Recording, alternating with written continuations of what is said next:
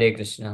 तो आप सभी भक्तों का हार्दिक स्वागत है आज के श्रीमद् भागवतम के चर्चा में। तो हम लोग कल दामोदर लीला से चर्चा कर रहे थे, उस चर्चा को आगे बढ़ाएंगे। लेकिन आज और एक विशेष दिन है। आज गिरिराज गोवर्धन जी का पूजा भी है, गोवर्धन पूजा है। गोवर्धन पूजा का बहुत महत्व है। भगवान कृष्ण पर्सनली बोले हैं, आदेश दिए भगवान कि गोवर्धन पूजा करने के लिए। गीता में तो भगवान आदेश दिए कि मेरा शरण लो, मेरा पूजा करो। लेकिन उसमें थोड़ा सा लीनियंसी है। भगवान ऑप्शन भी दिए, यथा इच्छसि तथा कुरु। गिरि हरिवर्य। हाँ, भगवान ने उसमें दिए ऑप्शन भी कि आप कर सकते हैं, यथा इच्छसि तथा कुरु। अर्जुन को भगवान बोले ऐसा। लेकिन जब गोवर्धन पूजा की बात आई तो भगवान जो है बड़े स्ट्रिक्ट हो गए। बोले कि सबको करना है गोवर्धन पूजा, कोई ऐसा नहीं है जो नहीं करना चाहिए। और धमकी भी दे दी है भगवान ब्रजवासियों को, परिक्रमा करने के लिए बोले, पूजा करने के लिए बोले, और अन्नकूट भोग लगाने के लिए बोले। और फिर भगवान बाद में ब्रजवासियों को ये प्रूव भी कर देते हैं कि वास्तव में गिरिराज गोवर्धन मैं ही गिरिराज गोवर्धन हूँ। तो जब अन्नकूट भोग लग रहा था तो सब देखे गिरिराज गोवर्धन जो का जो स्वरूप है कृष्ण का स्वरूप है। और भगवान गोवर्धन के रूप में जितना भी अन्नकूट लेके आए थे, अन्नकूट मतलब बहुत ही भारी मात्रा में सारे ब्रज के सारे गांव वाले लेके आए थे। राइस, दाल और स्वीट राइस, अलग अलग व्यंजन, हजारों प्रकार की प्रिपरेशन और अधिक अत्यधिक मात्रा में। और भगवान खुद खा रहे हैं वो सारा। और सब खा गए और बोलते आनी और लेके आओ, और लेके आओ, फिर और लेके आते हैं। जिस तरह से भगवान स्थापित किए। इसलिए गिरिराज गोवर्धन भगवान के भक्त भी कहे जाते हैं और भगवान भी कहे जाते हैं। भगवान कृष्ण ही गिरिराज गोवर्धन के रूप में प्रकट होते हैं और अपने भक्त के रूप में प्रकट होते हैं। तो गिरिराज गोवर्धन की महिमा को वर्णन करते हुए गोपियाँ, श्रीमती राधा रानी खुद गिरिराज गोवर्धन का क्या महत्व है या क्या उनकी स्थिति है, पोजीशन है, इसके बारे में बताती हैं। भागवत के 10वें स्कंद के 21वें अध्याय के 18 नंबर श्लोक में वर्णन है गिरिराज गोवर्धन कौन है। गोपियाँ इन गुणगान करते हुए, विशेष रूप से श्रीमती राधा रानी गुणगान करते हुए इस प्रकार से बोलते हैं। हन्तायमत्रिरबला हरिदास वर्यो यद रामकृष्ण चरण स्पर्श प्रमोदा मानं तनोति सह गणयोस्तयोर्यत् पाणीयसूयवस Kandar कंदमूलय। Of all the devotees, this Govardhan hill is the best. Oh, my friends, this hill supplies Krishna and Balaram, along with their calves, cows, and cowherd friends, with all kinds of necessities: water for drinking, very soft grass, caves, fruits, flowers, and vegetables. In this way, the hill offers respects to the Lord. Being touched by the lotus feet of Krishna and Balaram, Govardhan hill appears very jubilant. तो ये है गिरिराज गोवर्धन की महिमा। गोपियां बोल रही हैं कि हे मेरे मित्रों, सखियां, ऑफ ऑल द डिवोटीज, सभी भक्तों में this Govardhan hill is the best. Haridas वर्य के रूप में ख्याति प्राप्त किए हैं गिरिराज गोवर्धन। और ये ख्याति कौन दिया है? साक्षात गोपियों ने दिया है। श्रीमती राधा रानी ये ख्याति देती हैं। Haridas, of all the servants of Hari, वर्य means the best among the servants of the lord. भगवान के सभी दासों में जो सर्वश्रेष्ठ दास हैं वो है गिरिराज गोवर्धन। क्यों, उसका कारण भी बताते हैं। क्योंकि राम कृष्ण चरण स्पर्श प्रमोदा मानम तनोति सह गो गणयोस्तयोर्यत् पाणीयसु यव स्कंदर कंद मूलय। वो भगवान कृष्ण और राम को जो है और उनके बछड़ों को, गायों को, उनके फ्रेंड्स को जितनी भी प्रकार की आवश्यकताएं होती हैं उनके लीला को करने के लिए, वो सब प्रदान करते हैं। बहुत ही सुंदर अमृतमय स्वच्छ पानी, वाटर, गायों को, बछड़ों को चरने के लिए बहुत ही सॉफ्ट कोमल ग्रास, घास। और भगवान अपने सखाओं के साथ लीला कर सके उसके लिए गुफा के अंदर और बहुत सारे सुंदर सुंदर पेड़ पौधे हैं, उसमें से फ्रूट्स, फ्लावर्स, पुष्प, फल और सब्जियां प्राप्त प्रदान करते हैं भगवान के सेवा के लिए। और गिरिराज गोवर्धन के ही तलहटी में राधा कुंड श्याम कुंड भी है, जो पूरे बहुत आध्यात्मिक सृष्टि में जो सर्वश्रेष्ठ स्थान है, राधा कुंड श्याम कुंड। और राधा कुंड उसमें भी, वो भी गिरिराज गोवर्धन के तलहटी में है।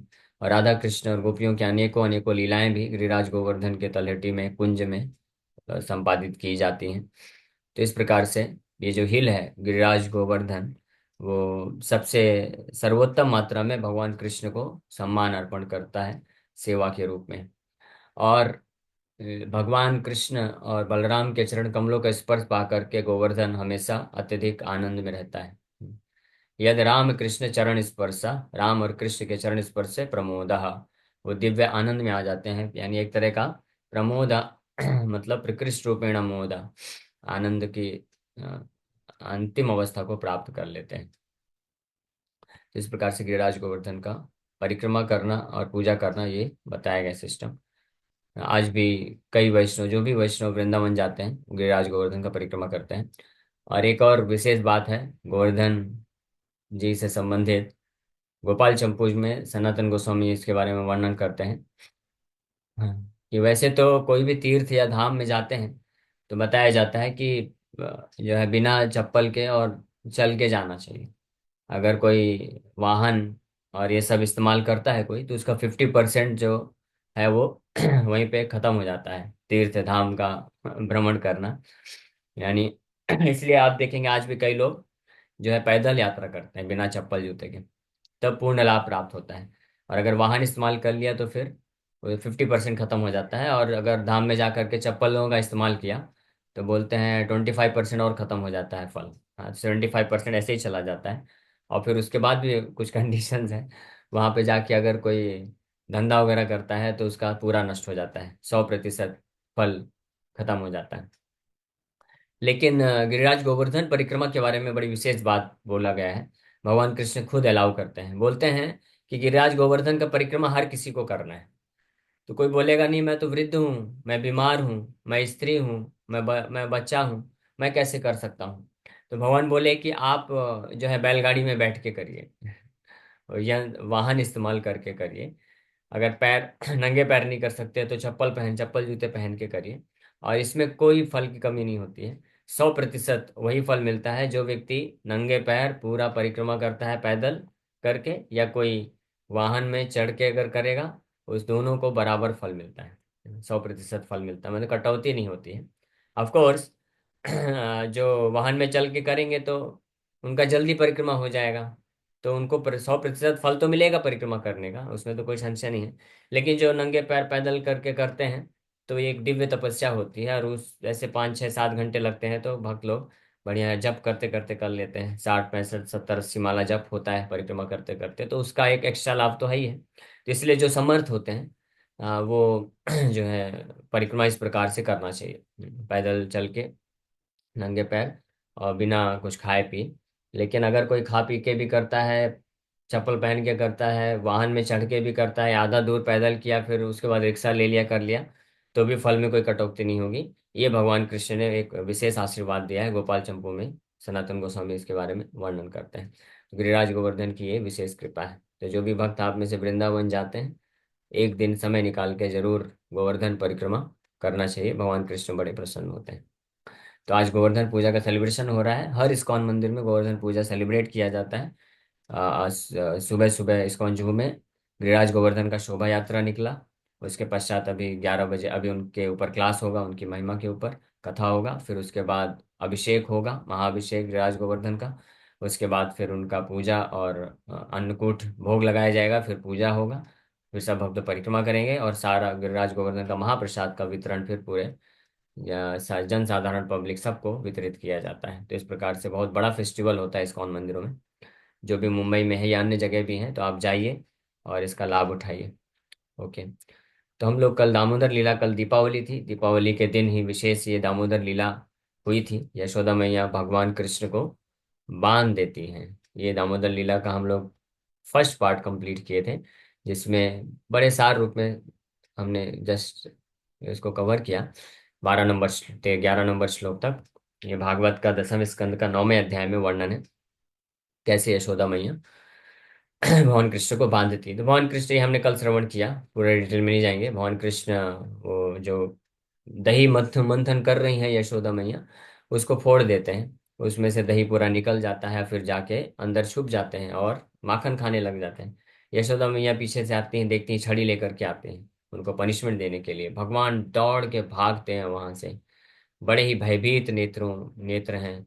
और जब पकड़े जाते हैं, कृतागसम तम प्ररुदन अक्षिणी Krishna, when caught by Mother Yashoda, Krishna became more and more afraid and admitted to being an offender. भगवान जो है एडमिट हो गए, हाँ, बीइंग एन ऑफेंडर, क्या अपराधी हैं, अपराध किया है, पकड़े गए, अपराध पकड़ा गया।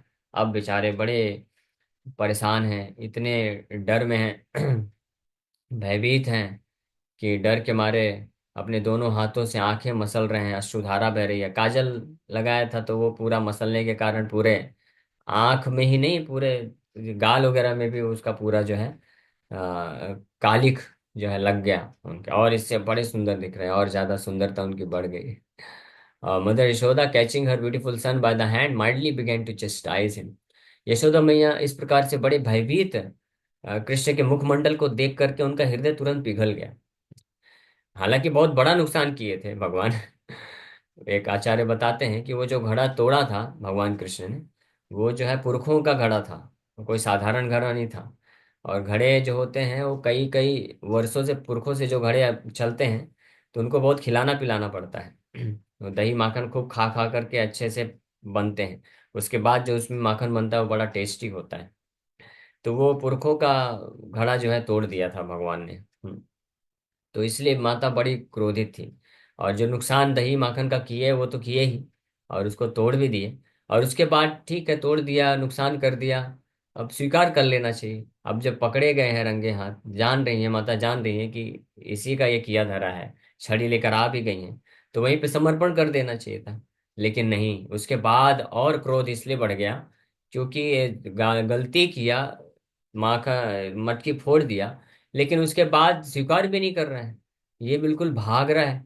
और पूरे आंगन में, घर, चलो घर के अंदर ही थोड़ा भगाता और परेशान करता तो ठीक है, घर के बाहर लेके चला गया, पूरे आंगन में दौड़ाया, और पता नहीं कहाँ कहाँ कौन कौन से गोपियों के घर के पास पास से गुजरा होगा। और कितनी सारी गोपियां, सब भीड़ इकट्ठा हो गई, कई घंटे तक ये काम चल रहा था। यहाँ तक कि कुंती महारानी भी दिवाली के टाइम पे आई थी मथुरा में, ये वृंदावन में विजिट करने के लिए। तो कुंती महारानी उस वक्त वहीं पे थी जब भगवान कृष्ण इस प्रकार की लीला कर रहे थे, कुंती महारानी उपस्थित है। तो कुंती महारानी, इतने गेस्ट लोग आए हैं बाहर से, वो लोग देख के क्या बोलेंगे कि कैसा लड़का है, देखो भाई, यशोदा रानी है, पूरे ब्रज की रानी है यशोदा मैया, और उनको ऐसे परेशान कर रहा है, भगा रहा है, हाँ, कोई सुन नहीं रहा, क्या क्या इज्जत सम्मान रह जाएगा। और बाकी गोपियां लोग भी देख देख के हंस रही हैं यशोदा मैया को। अरे एक छोटा सा नन्हे से बालक को आप नहीं पकड़ पा रही हो, ऐसा ये छोटा सा बालक आपको इतना दौड़ा रहा है। और माता यशोदा थक भी गई, बहुत ज्यादा भारी भरकम शरीर था, तो दौड़ दौड़ के प्रयास कर रही, पकड़ने का, थक भी गई हैं। हाँ, तो न वो हार मान रही है, न ये सुनने को तैयार है कि चलो अब भाई समझ जाओ, माँ को इतना मत थकाओ, मत दौड़ाओ। और इतनी सारी गोपियां लोग खड़े होकर के चारों तरफ से जैसे नाटक चल रहा हो, तमाशा बना करके सब देख रही हैं और हंस भी रही हैं। और इंटरेस्टिंग बात तो ये है कि यशोदा मैया इस प्रकार से जब देखी कि कई गोपियां लोग उनके तरफ देखकर हंस रही हैं, तो वो भी अब हंसने लग गई। वो सोची अब क्या इसमें क्रोध करना, उनको भी हंसी आने लग गई कि ये सच में, ये बालक, नन्हा मुन्ना बालक जरूर है, लेकिन ये कितना दौड़ाता है, कितना फुर्तीला है।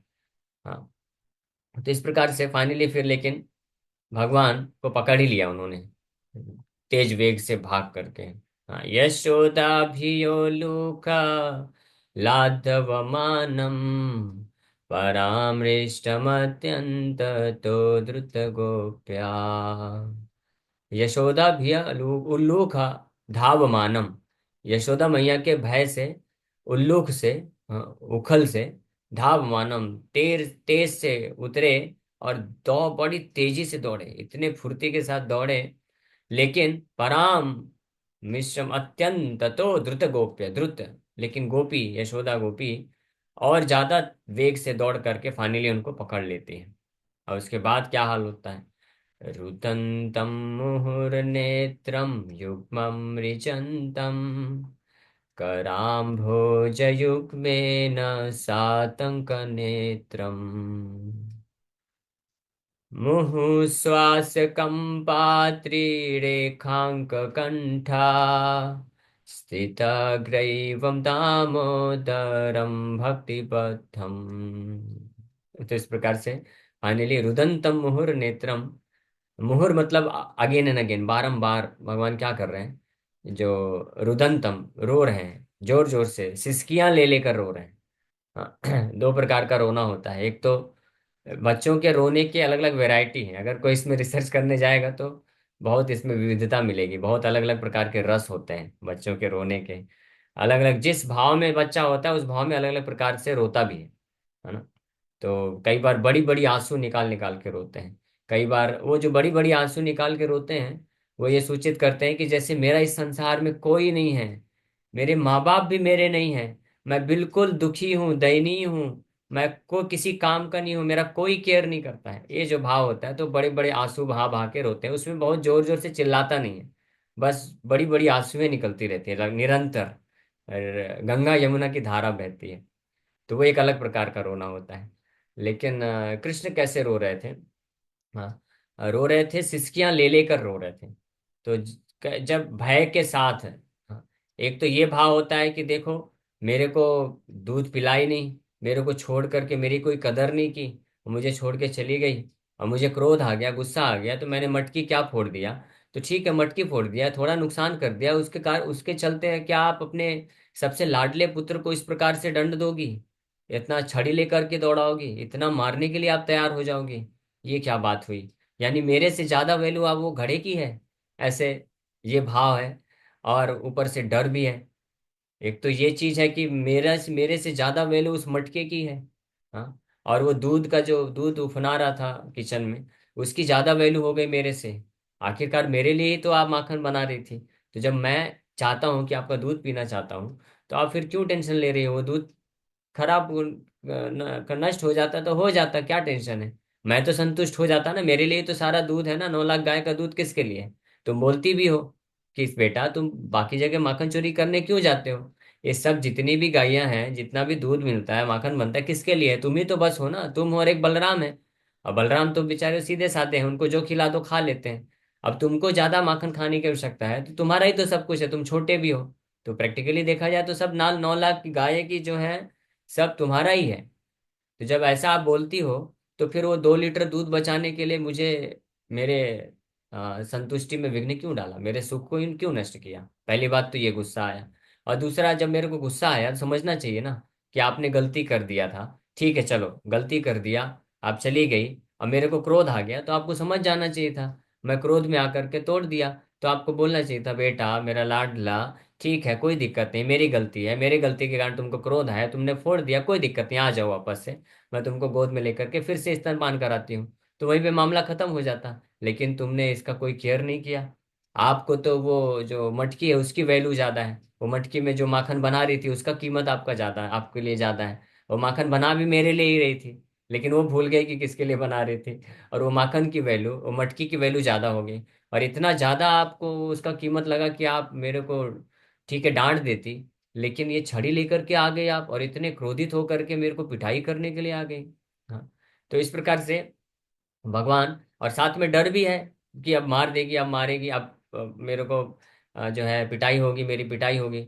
तो डर, आतंक, सातंक नेत्रम रुदंतम मुहुर नेत्रम युग्मम मृजंतम। युग्मम, दोनों, युग्म मतलब दोनों आंखों को, मृजंतम मुहुर, बारंबार मसल रहे हैं। और और आंखें कैसी हैं? आंखें जब देख रही हैं यशोदा मैया, और कुंती महारानी भी देखती हैं। कुंती महारानी बाद में अपनी प्रार्थना में इस बात को स्मरण करती है, याते दशा सलिल सलिल संभ्रमाक्षम, याते दशा सलिल संभ्रम, भयमपि यद विवेति, भयम अपि यद विवेति। ये कुंती महारानी ये कब प्रार्थना अर्पण कर रही हैं? ये जब आ, वहां पे है भगवान, बहुत साल बाद हस्तिनापुर में युद्ध हो गया, हाँ, महाभारत का। उसके पश्चात भगवान द्वारका निकल रहे हैं, तब भी कुंती महारानी को याद है ये श्लोक। सोच, ये घटना याद थी। और ये घटना हुई कब थी? जब भगवान 3-4 साल के बालक हैं और 125 वर्ष के हो गए, तब भी उनको याद करके, यानी 120 वर्ष के बाद भी लगभग कुंती महारानी कृष्ण को जब प्रार्थना अर्पण कर रही हैं, तो ये श्लोक में बोल रहे हैं, गोप्य दते त्वयि कृतागसिदाम तावत् याते दशाश्रुकलिलाञ्जन संभ्रमाक्षम् वक्त्रं निनीय भयभावनया स्थितस्या सा मां विमोहयति भीरपि यद्बिभेति। गोप्य आददे त्वयि कृतागसी दाम तावत। जब कृतागसी, जब आपने अपराध कर दिया था गोपी के प्रति, यशोदा मैया के प्रति, क्या अपराध? मटकी फोड़ दिया था, ये अपराध कर दिया था। तो उस वक्त आपकी जो स्थिति थी, याते दशा, आपकी जो दशा थी, अश्रु कलिलंजन संभ्रमाक्षम, हाँ, आपकी आंखें पूरी तरह से भयभीत, आतंक नेत्रम, अंजन जो लगा हुआ था वो पूरे चेहरे में फैल गया है। और आप अपराधी जैसे होता है ना, कोई महान अपराध कर दिया है बेचारा, अब जब पकड़ा जाए पूरे, मान लीजिए कोई चोरी किया हो और उसकी चोरी साबित हो जाए और उसको बीच बाजार में खड़ा कर दिया जाए, तो उसकी क्या स्थिति होगी? कितना शर्म लगेगा उसको, अपना मुखमंडल नीचे करके बैठ खड़ा हो जाएगा ना।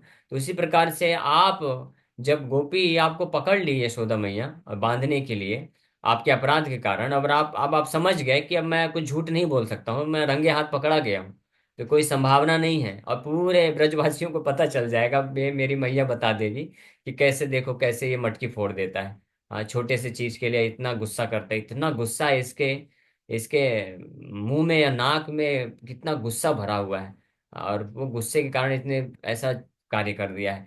तो उस डर से, और माँ के डांट और पिटाई के डर से, वक्त्रम निनीय, अपने चेहरे को, मुखमंडल को ऐसे झुका कर खड़े हैं। हाँ, और आंखों से रो रहे हैं। परटोब्ड आतंक नेत्रम, आतंकित हैं आंखें पूरी तरह से। और भय भावनाया स्थितस्या, भय से पूरी तरह से भावना, भयभीत है उनकी पूरी भावना, जो में भय भरा पड़ा है। और ऐसी स्थिति में आप हैं। तो कुंती महारानी बोलती हैं कि ये मुझे विमोहयति, ये मुझे मोहित कर रहा है, मेरा बिविल्डर कर रहा है, मुझे समझ में नहीं आ रहा है ये क्या हो रहा है। कि जिनसे भीर अपयत विभेति, जिनसे भय भी डरता है, वो मैया यशोदा के सामने मुंह लटका करके खड़े हैं। आंख से अश्रुधारा बह रही है, आंख आतंक नेत्रम है, हाँ, आखंत सली कलिलंजन संभ्रमाक्षम। और इस प्रकार से डरे हुए हैं पूरी तरीके से। और कुंती महारानी देखी तो समझ गई कि आप नाटक नहीं कर रहे थे, आप सच में डरे हुए थे। भगवान ऐसा नहीं है कि माता यशोदा को बस आनंद देने के लिए, ठीक है चलो नाटक करते हैं थोड़ा उनके सामने, छोटा बालक बन करके थोड़ा डर जाता हूं मैं। नहीं, भगवान नहीं, भगवान उस वक्त वास्तव में डरे हुए थे, सच में डरे हुए थे। और भूल गए थे भगवान एक्चुअली में। ब्रज में जब रहते हैं किसी भी ब्रजवासी के साथ जो शुद्ध भक्त है, विशेष रूप से यशोदा मैया, उनके साथ जब लीला में है ना, तो भगवान भूल जाते हैं कि मैं कृष्ण हूँ, या मैं परम भगवान हूँ। भगवान नहीं याद रखते हैं, ये पूरी तरह से भूल जाते हैं। मैं केवल यशोदा मैया का नंदन, यशोदा नंदन हूँ बस, ये ध्यान रहता है। और सच में वो डरे हुए थे। और उस सच में डर को देख करके कुंती महारानी भी बड़ी विमोहित हो रही हैं, बिविल्डर हो रही, क्योंकि कुंती महारानी तो ऐश्वर्य भाव की भक्त हैं। हाँ, वो भी वात्सल्य प्रेम में है कृष्ण के साथ, वात्सल्य है, उनकी बुआ है।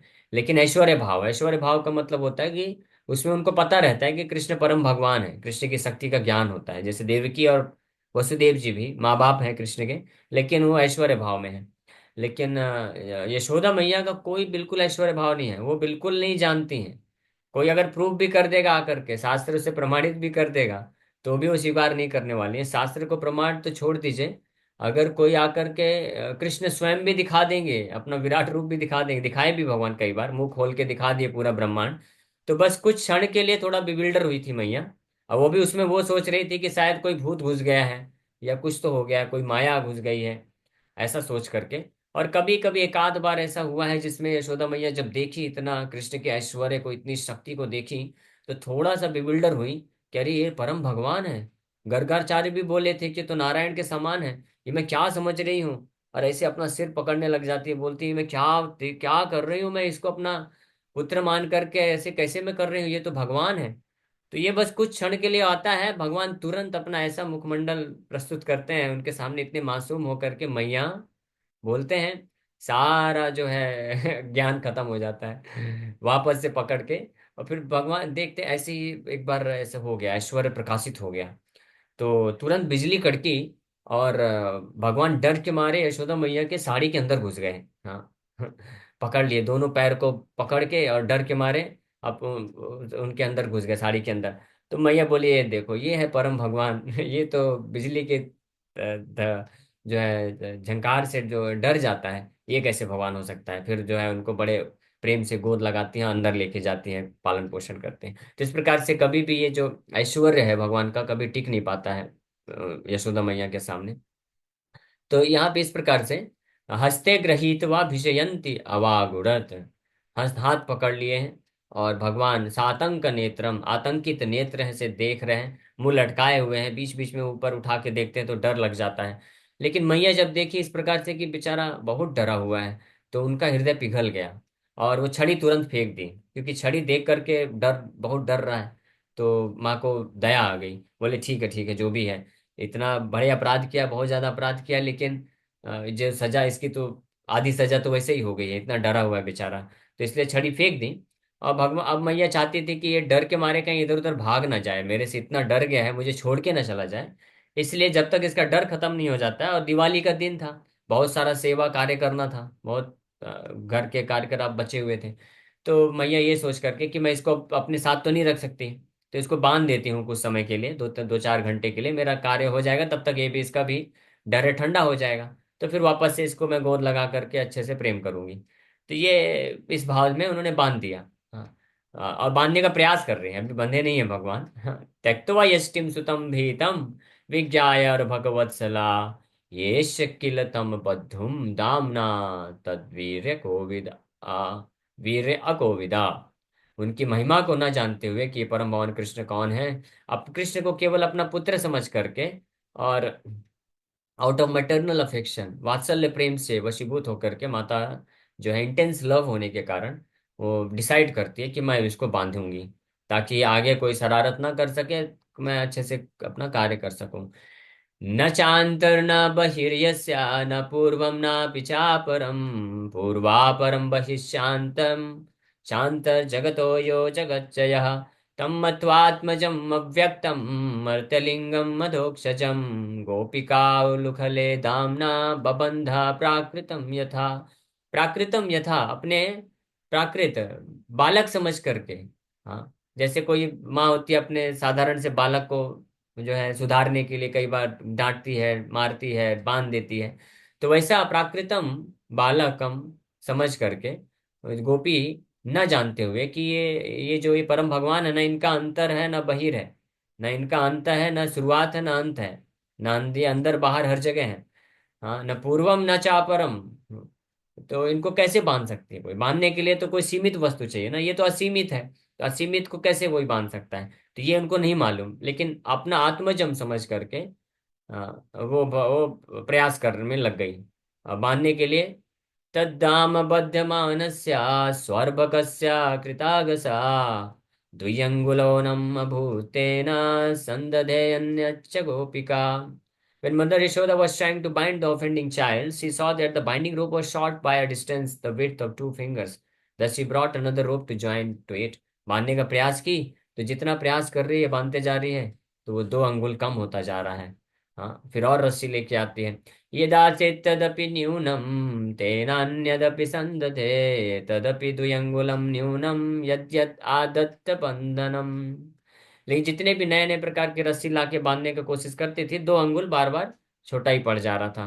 तो जितने भी पूरे ब्रज की रस्सी ला दी, लेकिन सब 2 अंगुल कम पड़ गया। और वो भी बड़ी आश्चर्यचकित है, समझ नहीं आ रहा है ये हो क्या रहा है। एवं स्वगेहतामानि यशोदा संदधत्यपि, गोपीनां सुस्मयन् सुस्मयन्तीनां स्मयन्ते विस्मिता भवत्। Thus, Mother Yashoda joined whatever ropes were available in the household, but still she failed in her attempt to bind Krishna. अपने घर में जितनी भी रस्सी थे सब इस्तेमाल कर ली, लेकिन फिर भी 2 अंगुल छोटा पड़ गया। और आसपास की गोपियां ये सब तमाशा देख रही हैं, ये सब आंगन में ही हो रहा है कार्य और सब खड़े होकर देख रही हैं कैसे यशोदा, चलो एक तरह से एक अटेम्प्ट तो सक्सेसफुल हो गया, पकड़ ली कम से कम, लेकिन अब बांधने के प्रयास में तो इतना उनका भी वो लज्जित हो रही है कि मैं बांध नहीं पा रही हूँ छोटे से बालक को। और सब स्माइल कर रहे हैं, मुस्कुरा रही हैं और मजा ले रही हैं, एंजॉय कर रही हैं। लेकिन यशोदा मैया भी इस प्रकार से मेहनत कर रही है, पसीना छूट रहा है, उनके बाल से जो फूल वूल लगाई थे सब नीचे गिर गया मेहनत के कारण। लेकिन फिर भी उनको भी मजा आ रहा है, वो भी हंसने लग गई। और सब के सब आश्चर्यचकित हैं। स्वमातु सुन्न गात्राय विसृष्ट कबर सृजा दृष्ट्वा परिश्रमं कृष्ण कृपया से स्वबंधने।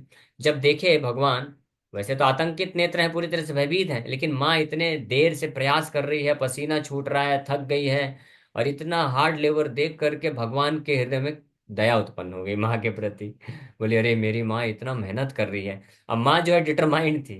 भगवान पहले सोचे होंगे कि चलो बांधने दो, ट्राई करने दो, मेरे को बांध पाती कि नहीं बांध पाती, आधा एक घंटा ट्राई करेगी, फिर थक जाएगी तो छोड़ देगी अपने आप। लेकिन जब भगवान देखे कि नहीं नहीं, ये छोड़ने नहीं वाली, ये इसको बांध के ही रहेगी, और इतना मेहनत कर रही है, इतना थक गई है, पसीना छूट रहा है, फिर भी बिल्कुल तरह से डिटरमाइंड है, तो भगवान कृपा हो। अब बस भगवान जो है अब तैयार हो जाते हैं। ओके चलो मैया, आपका अगर ये इच्छा है बांधना है तो बांध लो। एवं संदर्शित ह्यंगा हरिणा भृत्यवस्यता स्ववशेनापि कृष्णेन यस्येदं से स्वरं वसे। इस प्रकार से पूरे ब्रह्मांड के मालिक जो भगवान शिव, ब्रह्मा और इंद्र के द्वारा भी कभी नियंत्रण में नहीं आ सकते हैं, अपने खुद के अद्भुत भक्त वात्सल्य नेचर स्वभाव होने के कारण, अपने भक्त के शुद्ध प्रेम के वशीभूत होकर के भगवान इस दिव्य लीला को प्रदर्शित कर रहे हैं और सबको सिखा रहे हैं, बता रहे हैं। इति दृक्ष्वलीलाभीरानंद कुंडे स्वघोषं निमज्जन्तम् आख्यापयन्तम् तदीयेषु तग्नेषु भक्तैर्जितत्वं पुनः प्रेमतस्तं शतावृत्ति वन्दे। इन लीलाओं के द्वारा भगवान ये स्थापित करना चाहते हैं कि मुझे केवल और केवल भक्ति के बंधन से, प्रेम के बंधन से ही कोई बांध सकता है और कोई बांध नहीं सकता है। और फाइनली लास्ट दो श्लोक बचे, इसको कंप्लीट कर देते हैं। सुखदेव गोस्वामी बता रहे हैं, नेमं विरिंच न भवो न श्रेरप्यंग संशया प्रसादम लेभिरे गोपी यत्तत् प्राप विमुक्तिदात। इस प्रकार का जो कृपा भगवान की है यशोदा मैया के ऊपर, ना उस कृपा को कभी ब्रह्मा जी, शिव जी, यहाँ तक कि लक्ष्मी को भी वो कृपा प्राप्त नहीं हुआ है, जिस कृपा को यशोदा मैया ने प्राप्त कर लिया कृष्ण को अपने भक्ति के बंधन में डालकर। नायम सुखाप भगवान देहिनाम गोपिका सुता ज्ञानिनाम चात्म भूतानाम यथा भक्ति मतामिहा। तो इस प्रकार से फाइनली भगवान जो है बनने को तैयार हो जाते हैं और बन जाते हैं। और मैया फिर बांधने के बाद अपने काम में लग जाती हैं। भगवान वहां पे बंधे हुए खड़े हुए हैं, बंधे हुए हैं। कुछ समय पश्चात उनको ऑब्जर्व करते देखते हैं कि दो यमल अर्जुन वृक्ष सामने खड़े हैं। और उनको देखते ही भगवान को याद आ गया, किसकी, नारद मुनि का जो आशीर्वाद था वो स्मरण आ गया। अब भगवान अब डिसाइड करते हैं कि चलो कम से कम एक कार्य तो कर देते हैं, बंधन की अवस्था में ही एक कार्य मैं कर देता हूँ, नारद मुनि का जो बात है वो पूरा कर देता हूँ, उनके आशीर्वाद को प्रदान कर देता हूँ। देखिए एक समय हो गया वैसे, लेकिन एक स्पष्ट बात थोड़ा एक मिनट में कर देते हैं कि भगवान वहां पे 3-4 साल से हैं और वहां पे खेलते थे, तो यमल अर्जुन ट्री को देखते रहते थे। लेकिन भगवान को स्मरण था कि हाँ इनको नारद मुनि का आशीर्वाद है, उद्धार करना है, करना है। लेकिन प्रेरणा तब तक नहीं मिली जब तक खुद बंधन में नहीं आए। जब भगवान बंधन में आ गए तब वास्तव में समझे कि अरे बंधन में कितना कष्ट होता है, कितना दुख होता है। फिर बंधन से मुक्त होने का इंतजार नहीं किए कि बंधन से मुक्त होने के बाद मैं इन दो पेड़ों का उद्धार करूंगा। भगवान बोले नहीं, बंधन में बहुत कष्ट है, मैं अभी उद्धार करूंगा। तो बंधन में बैठे बैठे ही भगवान जो है बंधे बंधे ही वो उखल को खींच करके जा करके और दो पेड़ों का उद्धार करती है। तो ये जो दामोदर लीला है, ये भी सिग्निफिकेंट पॉइंट है। एक आचार्य बताते हैं कि भगवान इसलिए भी बंधन में आ गए, भगवान ये एक्सपीरियंस करना चाहते हैं, क्योंकि भगवान तो एवर लिबरेटेड है, हमेशा मुक्त रहते हैं। तो भगवान ये अनुभव करना चाहते थे कि इतने सारे असंख्य जीवात्मा लोग भौतिक बंधन में हैं, तो ये कैसा कष्ट होता है, क्योंकि कष्ट एक बार मैं अनुभव करूंगा तो फिर मुझे और प्रेरणा मिलेगी उस जीवों का उद्धार करने के लिए। तो भगवान इस भाव से बंध गए कि मुझे जीवों को उद्धार करने के लिए तीव्रता से प्रेरणा चाहिए, और ताकि मैं सबका बहुत जल्दी उद्धार कर सकूं। ओके, तो इसी के साथ विराम करते हैं। Thank you very much. Hare Krishna Krishna Krishna Hare Hare, Hare Ram Ram Ram Hare Hare. So अभी आधी लीला ही हुई है। मे बी कल परसों एक दिन और हम 2 दिन ले लेंगे और कंप्लीट कर देंगे। हरे कृष्ण।